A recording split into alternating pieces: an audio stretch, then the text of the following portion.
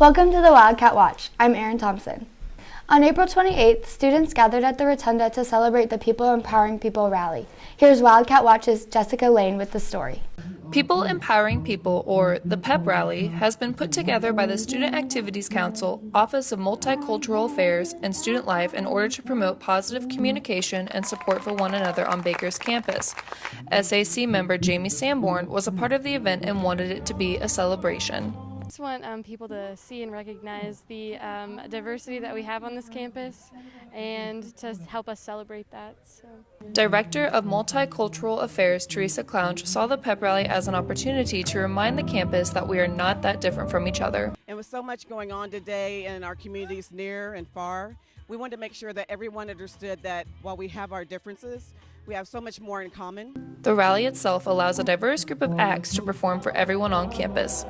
And to be able to bring those different acts together and have those folks to be willing to look for something that is purposeful, that could have a message in song, in spoken word or dance, it's perfect. And we have some great Baker students who are willing to do that.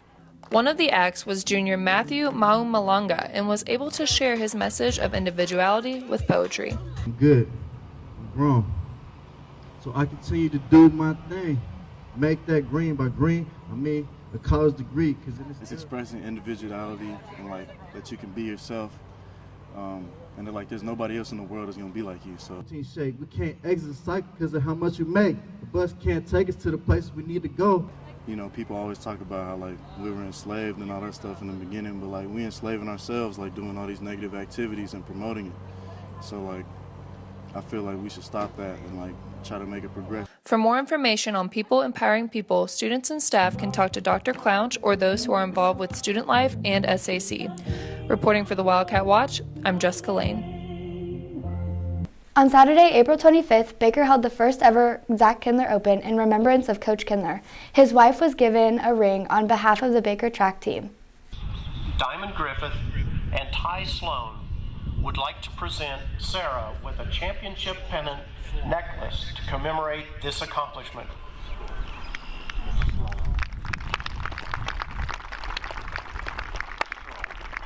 Sione Mamau's passing affected people from all around. This past week, Baker University planted a tree in his memory. Now let's go to Josh Tucker with the story of not only a tree, but to Sione's life as well. When you look at a tree, what do you see? Do you see life, a beautiful display of nature, or just something popping out of the ground? Well, however you see it, one college in Baldwin City, Kansas sees a tree as something much more. Baker University is a unique place to attend college. With only about 1,000 students, it's easy to say everyone knows everybody. Students care for each other.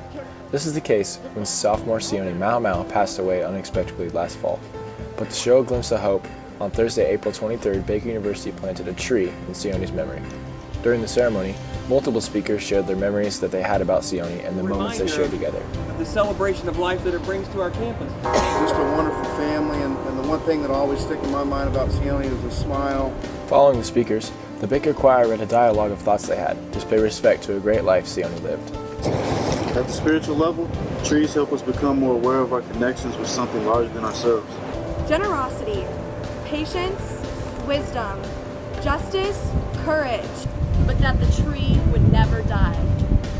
And as long as the tree lives, the people live. Dr. Lynn Murray, Baker University's president, was grateful for an event like this, not only for the community, but herself as well.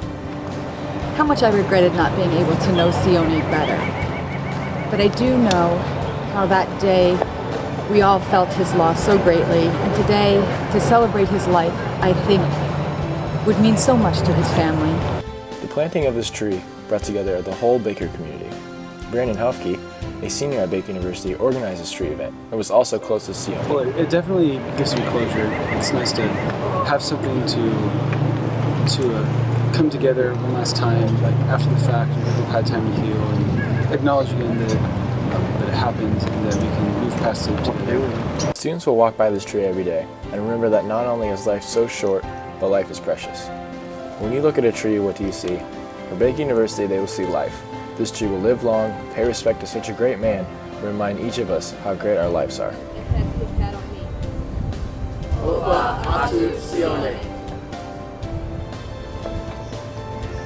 Reporting for the Wildcat Watch, I'm Josh Chalker.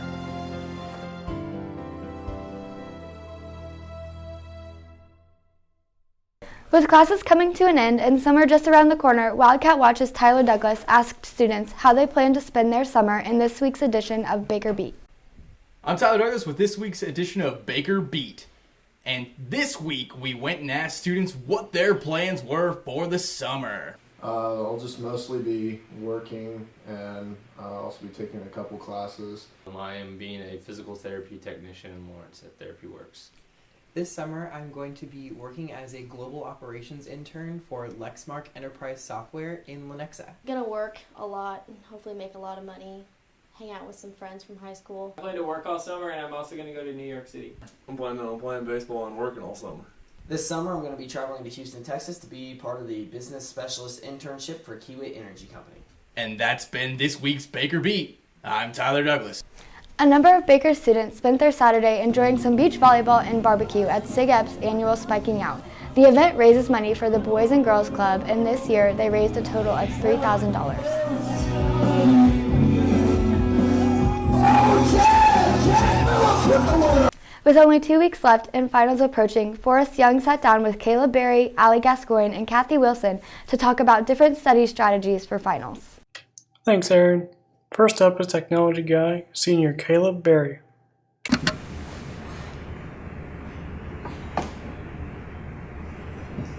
Good afternoon, Caleb. Hey boys, how's it going? It's going pretty good. I was just wondering what some of your study habits are. For study management, sometimes you get distracted. I researched as well as apps. Caleb uses the apps Rewire and Trello. These apps can be found on the Google Play Store and are used to plan out your days and assignments. And for finals, say your task is to memorize everything from chapter 7, whatever, and you have you read certain steps, I'm going to do section 1, section 2, something there. There's no easy way around that.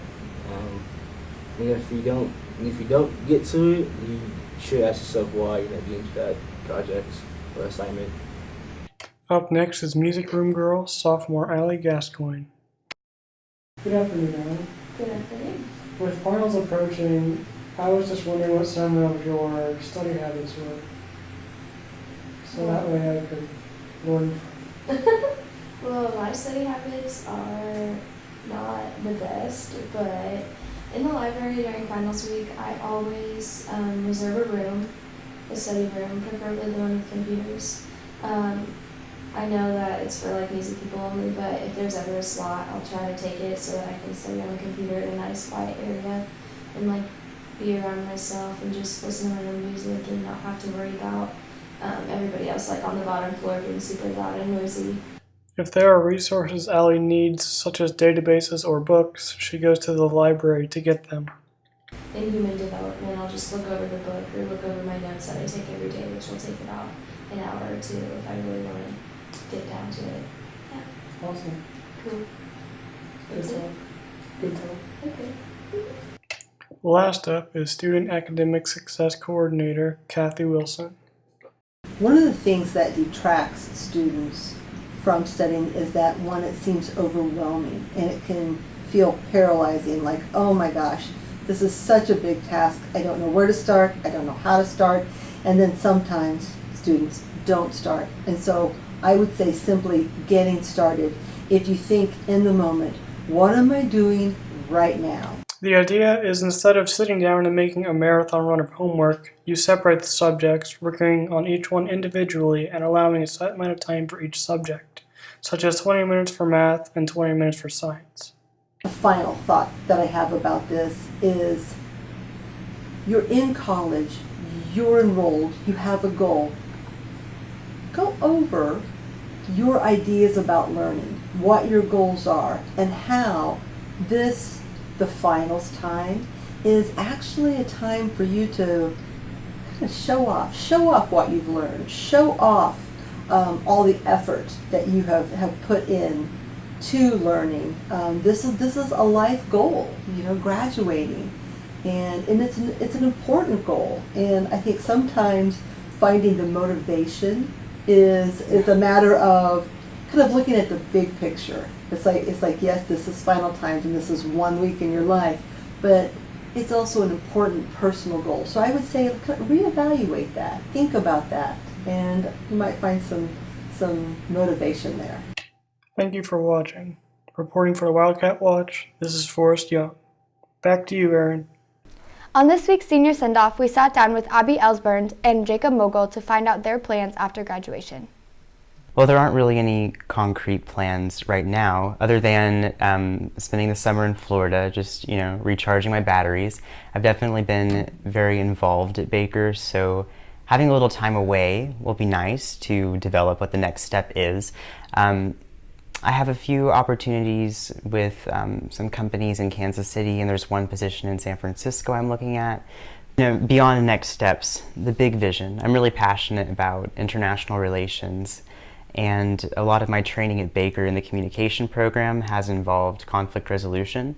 So any kind of career in diplomacy would be really interesting to me. But in the interim, I just need to take some time to reassess, finish the semester strong, enjoy commencement, and go from there.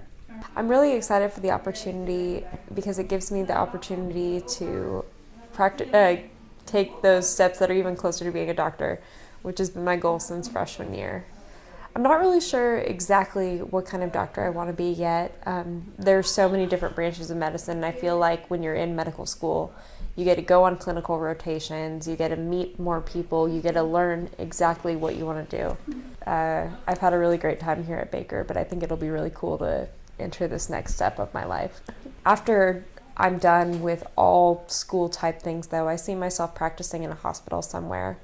One day I'd like to travel and do some volunteer type work with medicine in another country that needs it, but I guess I see myself practicing medicine. That's the best I can tell you. There's so many opportunities, and I'm sure as time will go on, I'll find the one that's right for me. That's all we have for you this semester at the Wildcat Watch. I'm Erin Thompson. Thanks for watching.